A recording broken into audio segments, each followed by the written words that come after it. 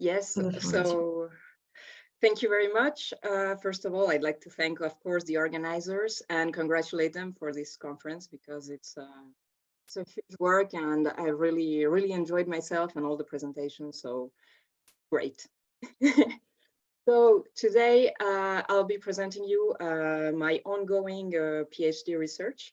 So I work, as Leah said, on Neolithic enclosures in Western Europe. But today I'll be talking about the particular case of northern France. So the time frame I'll be talking about is the late 5th millennium and the first half of the 4th millennium BCE, otherwise known as the Middle Neolithic II in the French chronology. During these 600 years of time, the number of causewayed enclosures in France explodes. Enclosures of all sizes are built, some are monumental, some are not. The complexity of the structure also varies greatly, from a single interrupted ditch with or without an internal post fence to a series of up to 6 concentric ditches with 2 post fences. In the vast majority of cases, no strictly contemporary internal features have been identified in the enclosed space. As such, questions about the enclosure's functions and occupancy constitute one of the main research topics for this time period.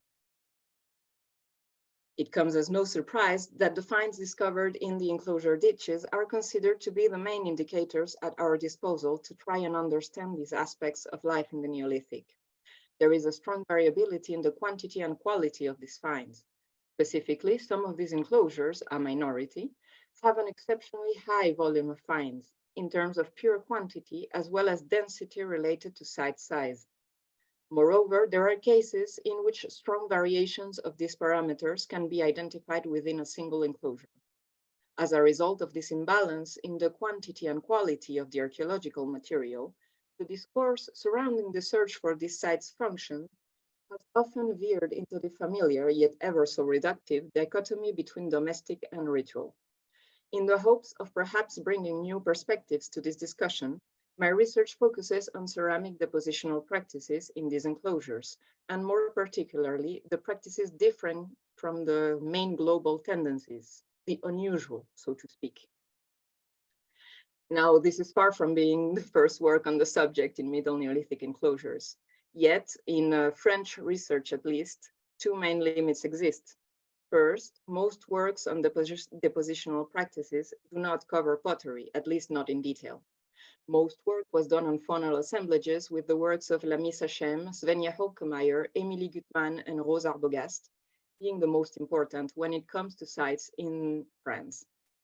Thanks to all of these works, a theoretical framework regarding what is usual and unusual animal consumption and discard in these enclosures has been established. Secondly, when pottery is discussed, it is often in the setting of a single excavation, without an in-depth comparison to other contemporary sites. I will indulge in this in the course of this presentation because of time reasons. It's a bit short, so I'll only be talking about 2 sites.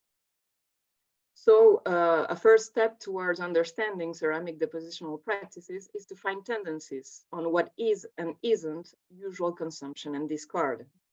To this end, I've taken a 2-step approach, starting with an inquiry into what is considered discard and what is considered special consumption in the existing archaeological literature.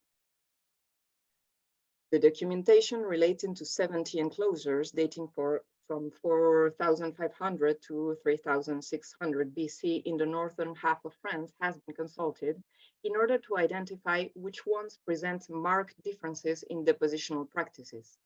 Out of these 70 sites, 14 are mentioned as presenting dépôt or particular material culture patterning. That might not mean that the other 56 sites do not present such differences, but only that the authors did not see fit to comment on the question. The criteria used to differentiate between usual and unusual assemblages are as follows: particular locations, differential preservation, gesture repetition, particular gestures or treatments, accumulations of finds.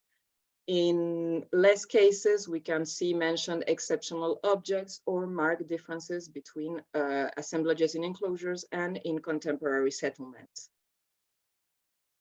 These are applied to all types of material finds, but a subset of criteria exist exclusively for pottery. and those are whenever a quarter of a vessel is present, whenever there's a whole vessel present, whenever we have isolated vessels or concentrations of vessels, and whenever we have shared accumulations. The co-presence of two or more of these characteristics in one given assemblage occurs less often. So the most frequent criteria evoked are the particular placement of the assemblages at the bottom of the ditches or at the extremities of the ditches, the conservation and the gesture repetition.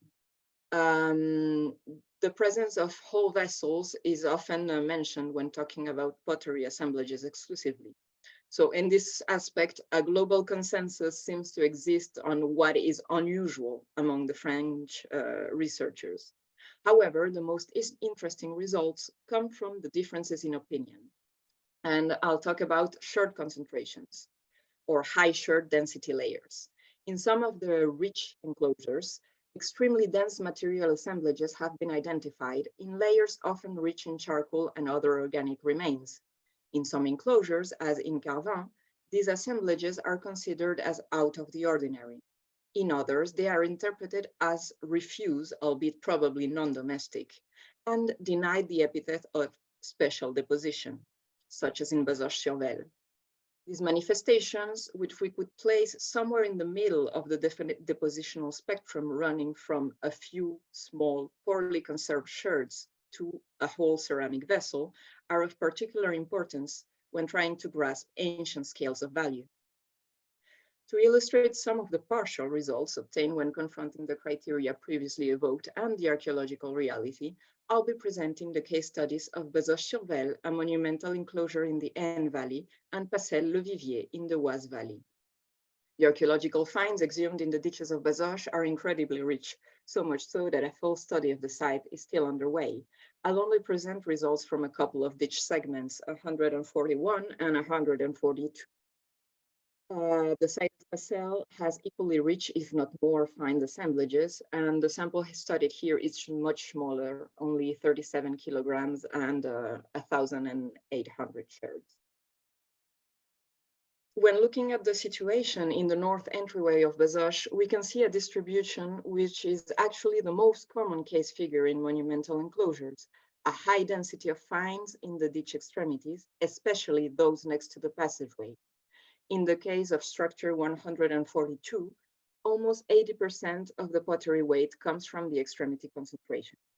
The majority of finds and vessels come from high shared density localized layers situated in the ditch extremities.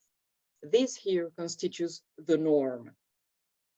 Other layers are not necessarily as rich, but the rich layers possess the highest number of vessels and the highest frequency of storage and possibly cooking vessels. However, these pots are mostly incomplete with an important proportion of single shared individuals. The most complete vessels, and in particular 5 whole individuals, come from less rich layers. These are situated close, but in the margins of the concentration situated in the extremities. Whole vessels are indeed unusual in the assemblages and seem to belong to depositional practices differing from the norm and chronologically distinct. In terms of other criteria, the particular placement one can be disputed. While the whole vessels do come from the extremity of the ditches, they are in the margins of the concentration of a pottery, and they most emphatically do not come from the bottom of the ditches. In 3 out of 5 cases, they are in fact deposited after the high density layers. Despite being a younger enclosure in a different cultural area, we find in Passel the same norm when it comes to finds distribution in ditches near potential entryways. We have a strong concentration in the extremities. In terms of vertical distribution, we can see, as in Bazoches, the presence of high shared density layers, which you can see here, and here. And they are, however, more numerous. In ditch 275, there is only 1 such layer per ditch face, while in 278, the 2 layers are successive. As in Bazoches, 5 whole vessels were identified.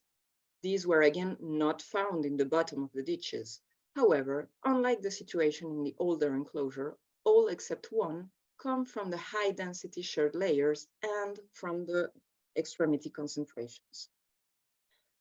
So what we can see here is that what might appear as similar assemblages at first glance in the terrain while we're digging might actually be the result of different depositional practices. While high shared density layers exist in both sites and have been qualified in both cases as refuse layers, their composition is actually quite different. The individualization rate of these layers in Pacelle is extremely high in comparison with Bazoches, with even whole vessels included in the find. These are absent in Bazoches, where the two types of deposition, shared concentration and whole vessels, happen at different times in the ditch's history. One last thing to mention is the almost absence of storage vessels in the Pacelle assemblage. They constitute barely 1.2% of all vessels versus a equally small number, but it's still the double, 2.5% in Bazoches. So I want to thank you for your attention, and I want to give a special thanks to every single people who worked in the refitting and worked on the ceramics of Bazoches-sur-Vesle and Pacelle, because I could not have done this work without them working on it before. So thank you very much.